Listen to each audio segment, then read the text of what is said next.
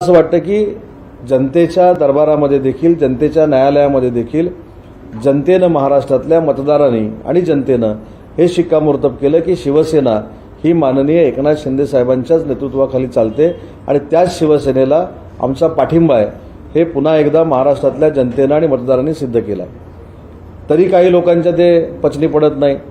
काही लोकांची परिस्थिती आपण शाळेमध्ये शिकलोय, तेलही गेलं, तुपही गेलं आणि हाती राहिलं धुपाटणं। धुपाटणं देखील यांच्या हातात राहिलेलं नाही, कारण हे सगळं आता काँग्रेसच्या तालावर नसतात आणि काँग्रेसमय ही युबिटी झालेली आहे हे माझ्यापेक्षा तुम्हाला सगळ्यांना माहिती आहे।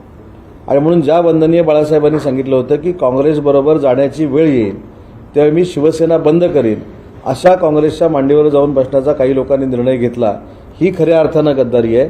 त्याच्यामुळं माननीय शिवसेनेचे मुख्य नेते एकनाथ शिंदे साहेबांनी जो उठाव केलेला होता, जो निर्णय घेतलेला होता, हा महाराष्ट्रातल्या जनतेच्या पचनी पडला, मतदारांच्या पचनी पडला।